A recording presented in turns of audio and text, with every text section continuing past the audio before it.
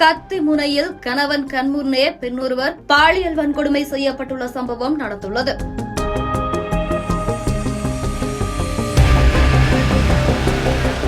ஒடிசா மாநிலத்தைச் சேர்ந்த 24 வயதான பெண்ணொருவர் தனது கணவரோடு கோயம்புத்தூர் மாவட்டத்தில் உள்ள தனியார் நிறுவனம் ஒன்றில் பணியாற்றி வந்துள்ளார். அந்த வேலை பிடிக்கவில்லை என்ற காரணத்தால் தனது கணவர் மற்றும் குழந்தையுடன் சொந்த ஊரான ஒடிசாவிற்கே சென்றுவிட முடிவு செய்து ரயிலுக்காக திருப்பூர் ரயில் நிலையம் கிளம்பியுள்ளனர்.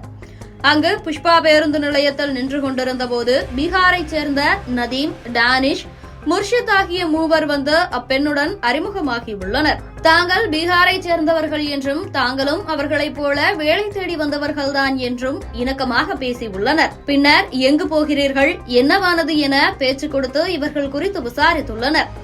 இப்பெண்ணும் தான் பணிபுரியும் அலுவலகத்தில் வேலை செய்ய பிடிக்கவில்லை எனவும் வேறு வேலை எதுவும் கிடைக்காததால் ஒடிசாவிற்கே திரும்பி போவதற்காக ரயில் நிலையம் செல்கிறோம் என்றும் கூறியுள்ளார். உடனடியாக இவர்கள் தாங்கள் திருப்பூரில் வேலை செய்வதாகவும் தாங்கள் பணிபுரியும் நிறுவனத்தில் அப்பெண்ணுக்கும் அவரது கணவருக்கும் வேலை வாங்கித் தருவதாகவும் கூறி தங்களுடன் வருமாறு அழைத்துள்ளனர்.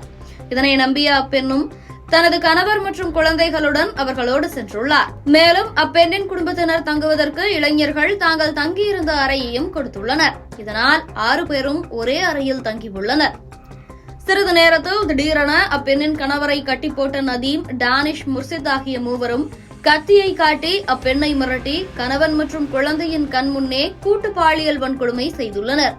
இதுகுறித்து பாதிக்கப்பட்ட பெண் மற்றும் அவரது கணவர் திருப்பூர் வடக்கு காவல் நிலையத்தில் புகார் அளித்துள்ளனர். இதன் அடிப்படையில் 3 இளைஞர்களையும் பிடித்து விசாரணை நடத்தியதில் தாங்கள் செய்த குற்றத்தை மூவரும் ஒப்புக்கொண்டுள்ளனர்.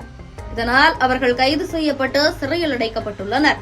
கணவர் மற்றும் குழந்தையின் கண் முன்னே வடமாநில பெண்ணை பாலியல் வன்கொடுமை செய்த சம்பவம் மக்கள் மத்தியில் பெரும் அதிர்வலைகளை ஏற்படுத்தியுள்ளது.